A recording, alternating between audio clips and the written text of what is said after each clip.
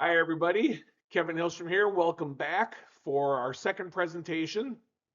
Yesterday, we covered some of the issues that comprise the state of catalog marketing here in 2025. We dealt with a lot of different topics. Why don't we just go over a few of them real quick as part of our discussion into what is going to work going into the next 5 years. Basically, you're receiving two marketing messages right now. You have the digital people who logically say that catalog marketing died nearly 20 years ago and they represent the future and they have the answers and all of that good stuff. That's on one side of the spectrum. On the other side of the spectrum, you have the community that supports catalog marketing out on LinkedIn telling you that hashtag print is back. Two different sides of the spectrum, neither one is true. And you could have guessed that. You know that neither side is true. So let's talk about some of the catalog practices that are over, that are done, things that really don't have relevance going forward. So first of all, catalog acquisition via lists and co-ops, that's done. Yes, there are going to be people who are going to use co-ops to acquire new customers into the future. If that's what you're banking on to do, you've got problems. Okay. A lot of real traditional catalog or print brands would also use lists from magazines, for instance. That stuff is done. COVID wiped that all out. It's time to move on to find new ways to find new customers. I know you don't want to hear that, but that's where we're headed. Routine mailings to lapsed buyers, that's over. Catalogs are now way too expensive, and the responsiveness of lapsed buyers has decreased in general over time. The marriage of those two concepts means you can't be mailing catalogs to those customers on a frequent basis. You may be able to get away with it once a year, maybe twice, sometimes 3 times a year. Unlikely to be much more than once or twice per year. So that is over. If you want to get a lapsed customer to reactivate, you need something else. Routine mailings to digital buyers, that's ending. It should have ended 10, 15 years ago. A digital customer is going to spend their money with you through other marketing channels. And when you send a catalog to them, you find that the organic percentage for those customers is quite high, meaning that the catalog is not generating incremental value. Your matchbacks are lying to you with these customers. You have to do A/B tests, mail and holdout tests. If you're not willing to do that, you're not learning the truth. Matchbacks with long windows and no holdouts, that is an act of the past. That is no longer something that's going to help us help carry us into the future. A typical catalog these days might have a 2-week window where it's effective. If you deal with an older customer base, that might go on to 4 weeks. Some of you with a 70-year-old customer base, that might go on to 8 weeks. It is not something that goes on for 6 months. It is something that if your customer is a little bit younger, that window is very short. It might be as little as 4 to 7 days. So measuring the effectiveness of this catalog and matching back orders that happen in 40 days back to the original mailing of that catalog means you're overstating catalog demand. It means you're suggesting that the catalog is profitable. It's not profitable. Given that kind of view, it's not actually generating the volume you think it is. That is done. Large page formats, over. It's just too expensive to throw 192 pages out there and hope the customer cares. You have a website with everything that you sell. Why do you have to show everything via print? So that's done. You're going to need small page formats. They're going to push a customer online, and that's the goal of what you're trying to accomplish there. Generalized merchandise assortments, done. The future is going to be about mailing catalogs where you are going to feature the products that customer who is receiving the catalog cares about. And that's going to be a subset of your assortment, and it's generally going to be the subset of the assortment that older customers prefer. Low productivity items in catalogs, new items in catalogs, done. Can't be doing that anymore. It's too expensive. Why am I wasting money on something that customer doesn't want to buy off my website? So new items have to be developed digitally. You do not use print to develop a new item. That is just too risky, too expensive, not part of the future of catalog marketing. Off-season mailings. Why are you mailing a catalog or two in July? Seriously. I know you're going to say, well, my matchback shows it's profitable. Do the mail and holdout test. Execute that for digital customers as well as your print-centric customer base. You're going to get a different answer. And the different answer is going to probably tell you not to be mailing catalogs during the off seasons.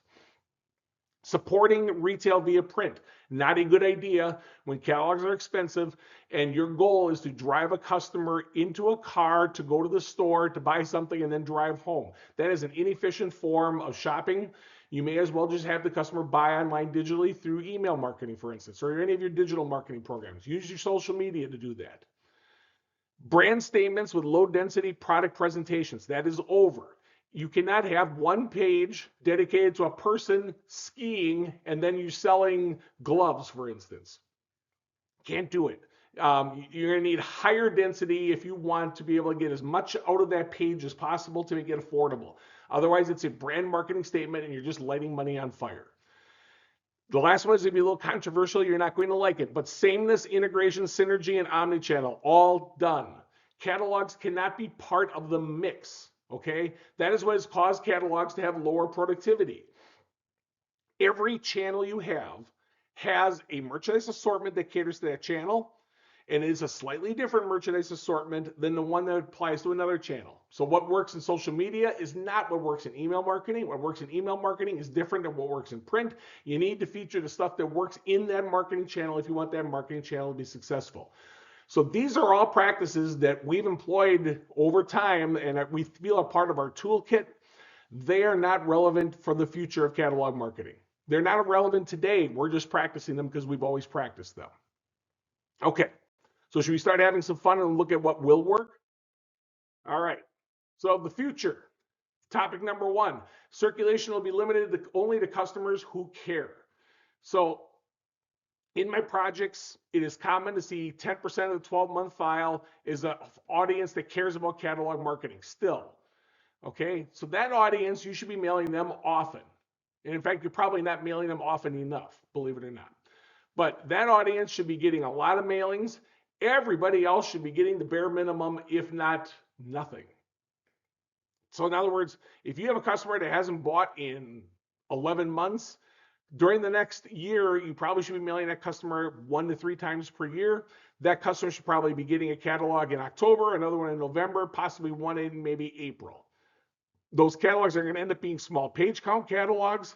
They're going to be chock full of your winning items.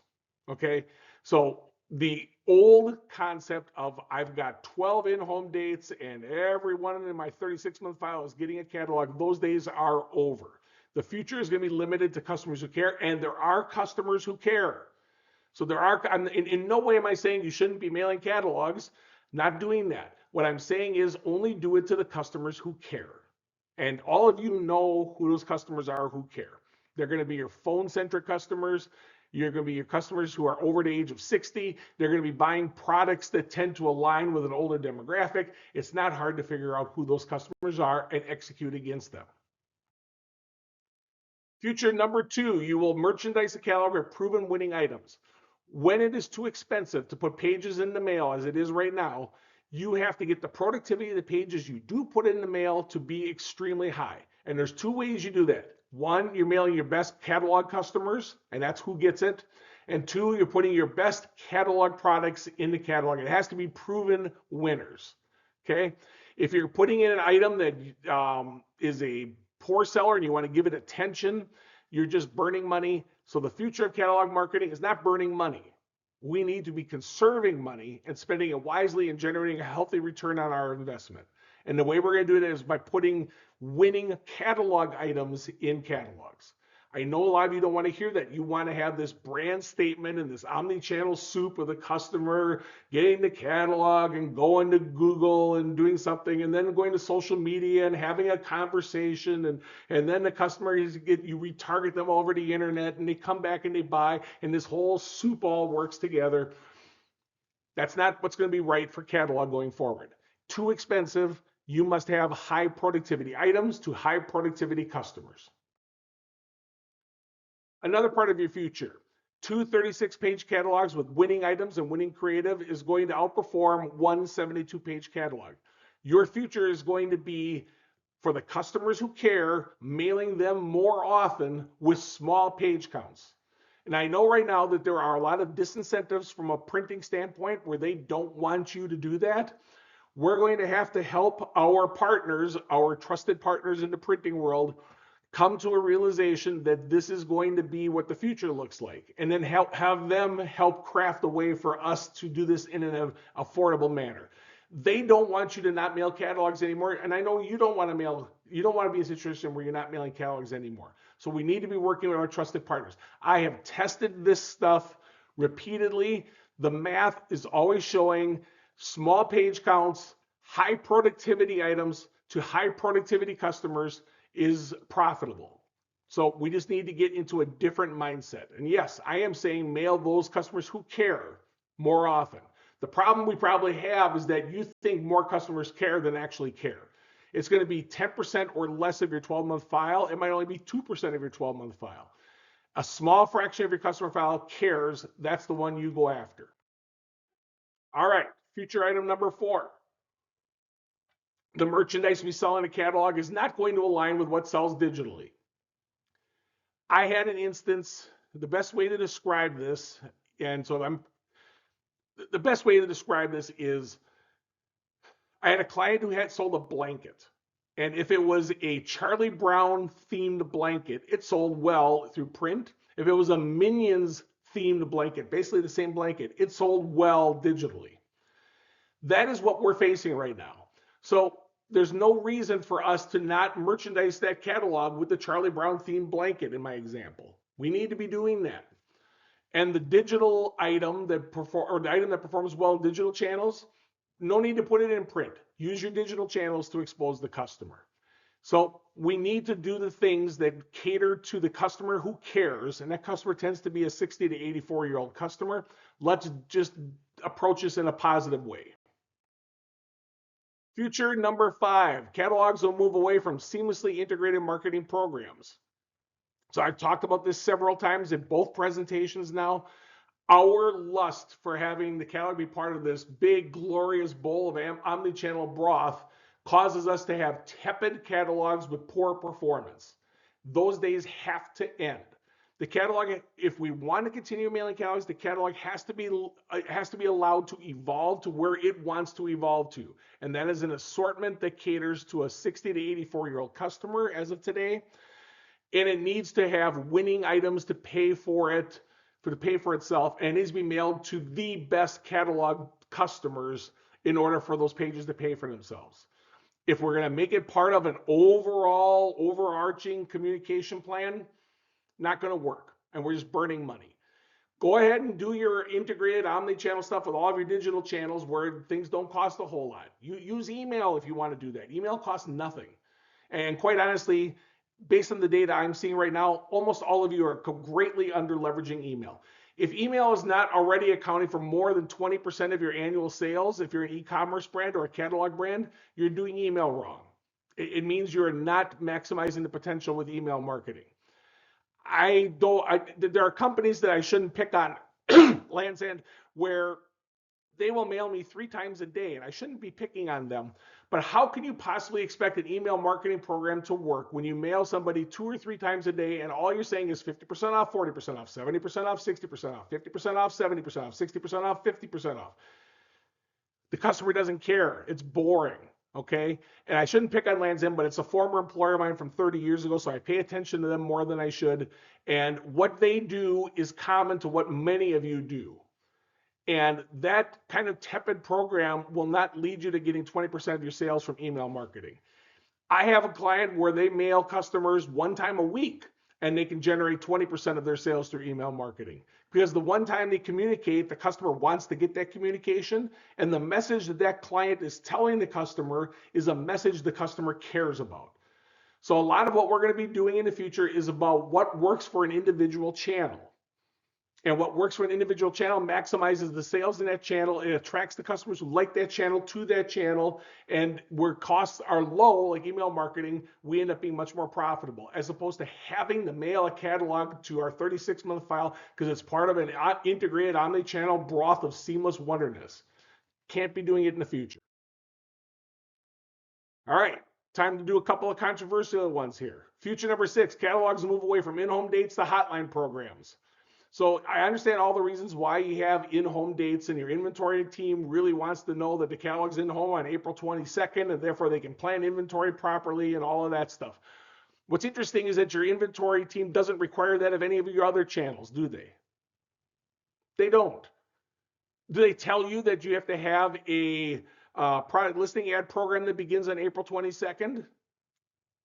I mean, they might say, well, that item may not be available or whatever, but when the keyword comes up or whatever happens, happens in general. And you don't have control over things. When you have your email marketing program, you have a little bit more control. However, you can feature an item and the customer go to the website and buy something completely different, right? So your inventory team does not control all these other marketing channels. They shouldn't be controlling your catalog channel. For the customers who care, you can have your monthly program where they get the catalog once a month. They should probably be getting it more often. For everybody else, it should be a hotline program where when they buy something, they get kicked out of catalog, and that's it. Okay, and you're talking to the customer now during the 4 weeks when that customer is most likely to purchase, when their recency is equal to 1 month. You are speaking to the customer during that time. So the future is going to be sending catalogs only to those customers who care using your normal calendar, and everybody else gets hotlined into a program. It could be, and you're going to have to do the research, that if a lapsed customer with 18 months of recency visits your website, that for the next 2 weeks, that customer is responsive and that customer can be kicked out of hotline catalog. Okay? You have to do the research, but that may be true. And if that is true, there's a purpose for catalogs. But the campaign view of a catalog is going to change in the next 5 years. It's going to be much more about kicking out catalogs when the customer is most productive. Therefore, the pages are paid for and you can generate profit. All right. Future item number 7. The purpose of the catalog is to maintain loyalty among best catalog-centric customers. So catalogs are too expensive going forward for new customer acquisition. They're too expensive for lapsed customers. They're going to be too expensive for one-time buyers. All of my projects tell me that. So therefore, you're going to be looking at loyal customers. You'll divide loyal customers into those that are digitally focused, those that are print focused. For print focused loyal customers, you're going to be able to have the time of your life marketing to them. I understand that if you have a house file of 100,000 12-month buyers, that might only be 8,000 customers. It's still 8,000 customers you get to have fun with. And it's better than you being out of business in 3 years. So focus on that. The purpose of the catalog is to maintain loyalty among best catalog-centric customers, not best customers, best catalog-centric customers. Number 8, as I just said, no more catalog customer acquisition.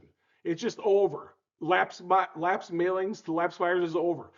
The concept of community has changed the math here. So co-ops and lists are basically dead. I know you're still using co-ops and you're going to keep using them and have fun doing that, but the productivity has gone down and costs have gone up, responsiveness has gone down. And it's just going to be too expensive of a medium going forward. COVID changed that kind of relationship. A lot of companies, list-related activities ended, etc. So that's done and it's gone. In the last 5 years, what's replaced that is the concept of community. So here, and I always use headphones.com. I've created my own headphones.com presentation to show you what they do. If you want to see that presentation, you can email me at kevinh@mindthedata.com. I will send the presentation to you. They have 500,000 registered users on their community forum for a $30 to $50 million brand. Those 500,000 people, they only need 1 out of maybe 16 of them to purchase on an annual basis for them to have a healthy business. When the customer does something in that community, it triggers an action stream. You've heard me talk about action streams. It triggers an action stream for the customer to learn about the products that they were reading about or discussing with others. An email is sent to them. A text message is sent to them. It usually is a series of a couple of emails that can be sent to the customer. And then when that customer is not active in the community, company backs off. And so the company is striking the community when it is hot, when the customer is doing something within the community that is positive. This type of interaction using digital techniques and using a community forum has replaced the effectiveness of lists and co-ops. So any of you that has a powerful community has this huge advantage, and you're collecting all this data. So when the customer visits your community and talks about a certain headphone, You record that, and you know which customers are engaged and which customers are responsive and which customers ultimately purchase. You have so much more data on your prospects than someone who keeps renting a name from the co-ops. So that business model of I'm going to pay 5 cents, 6 cents, whatever, I'm going to use that customer one-time access, mailing them a catalog that's no longer of interest, that's done. Your community forum, that's coming. You're going to have to do that. Also, you're already kind of doing that. When Grill's Garage has more YouTube subscribers than JCPenney has, then you know that they're doing a good job of leveraging their community. They're just doing it in a different forum through video. So if you have a video presence on YouTube and no one's looking at it, it means that you've got an opportunity, and that's where you should be spending time in the future. So all the stuff that you have done, that you've enjoyed doing, is coming to an end. It's being replaced by something else. And I know you don't like what that something else is. It's going to be something you're going to use and learn to appreciate. All right, future topic number 9. B2B brands with large average order values might be able to mail catalogs for a long time. As I say here at the bottom of the page, if you're a B2B brand and you've got a $400 average order value, for you, catalog mailings is just the same as it was in 1999. Nothing has really changed. High average order values allow you to make the math work on catalogs as long as responsiveness is reasonably high. So in other words, if you had a brand with a $50 AOV and then you have a brand with a $400 AOV, as long as the brand with the $400 AOV gets maybe half the responsiveness, they're going to be 4 times as productive as the company with the $50 AOV. And that math still works for B2B brands. It also still works for B2C brands with high average order values. So if you're a B2C brand and you've got 10% of your customer file that spends $500 as an average order value, that audience, even if they're digitally focused, is a good catalog audience because the productivity is so high because of the average order value. So a lot of you going forward are going to be looking at scraping off customers with low average order values and letting your digital channels deal with them for free because it's too costly. For those of you with high average order values, you get to continue to have fun. And if you're a B2B brand with a high average order value, you get to party like it's 1999. Future number 10, it'll be hard to mail catalogs outside of October, November. And if you're a gardening brand, spring. So what is coming is, if you're mailing a catalog in July, the productivity is so low that even when you have favorable metrics on your side, high average order value, high catalog responsiveness, it's hard to continue doing catalog mailings when costs are going up and overall response is going down. So your catalogs in the future are going to be really skewed towards Christmas. And if you're maybe a gardening brand, it'll be focused in the spring season. For almost all of us, we have customers that have 12-month seasonality based on the last purchase, meaning if the customer last purchased in September, that customer comes back again in September. And if you know that and you have heightened response 12 months later, and look at your recency reports, month 6, 7, 8, 9, 10 kind of tepid, 11 goes up, 12 goes way up, 13 goes way down, 14 goes way down. If you operate in that realm, that's where your hotline catalog program works, where you just kick out a catalog to a customer because recency equals 11 months. So these aren't hard things to execute. Companies have been doing this since the late 80s. Go do it. Not hard. But digital marketing will fill in the gaps on months where you have low productivity. Catalog marketing will be focused on months with high productivity, predominantly October, November, and potentially some spring months. Future number 11, you will become comfortable accepting the fact that a modern catalog has a lifespan of 10 days. Now, if you do A/B testing, mail and holdout testing, and you find that your catalog has a life of 6 weeks, that's great. Have at it, okay? You still have to do the mail holdout testing to find out what that length is. And for too many of my clients right now, the modern catalog has a lifespan of 10 days. And that catalog is utterly useless after 10 days. The matchback analytics will use a much longer window, will overstate the profitability of the catalog. You'll end up mailing more. It's just a bad math situation that we keep using over and over again to justify mailing catalogs. So If the catalog has a lifespan of 10 days, let's maximize it for those 10 days and then move on. And I know you don't want to execute the mail and holdout test. Please execute the mail and holdout test. They will tell you the truth. You may not want to know the truth, but it's really important that you do at least do the test and have an idea what truth is. All right. This one will be controversial. It's future item number 12. Somebody in the next 5 years is going to figure out how to get a small fraction of the audience to pay to receive catalogs. So I use an example here of The Onion, where you can pay The Onion $75 a year, and they will send a monthly print piece to your home. You're going to get things in that print piece that you wouldn't get online. They've got fake ads in there that are funny. They have a lot of humor. It looks like it's an old school newspaper.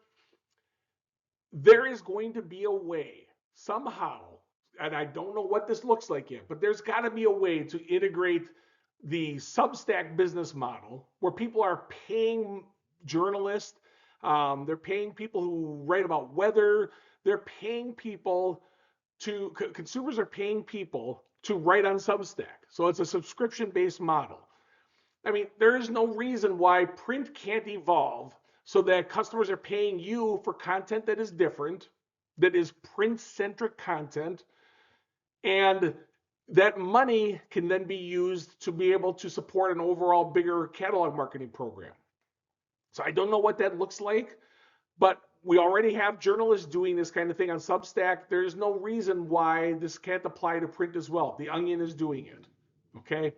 Now, you're busy laughing and telling me this will never happen. That's fine. For you, it will never happen. Somebody is going to do this. Somebody's going to figure something out. Number 13, vendors will exaggerate catalog performance in an effort to stay in business. When you wade through the muck on LinkedIn, and there is muck there, you have a lot of exaggeration happening. So the boutique agencies, the printer people, the printer folks, the paper reps, all of these people will brag and talk about catalog marketing as if this is a vibrant world where amazing things are happening.